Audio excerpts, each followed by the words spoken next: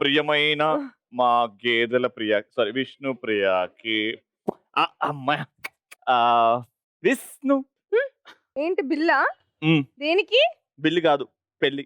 పెళ్ళా? నేను రాను గేదెల పెళ్ళికి. గేదెల పెళ్లికి గేదె రాకపోతే ఎవరు వస్తారు? లవ్ లెటర్ ఈడుందా? లవ్ లెటరా?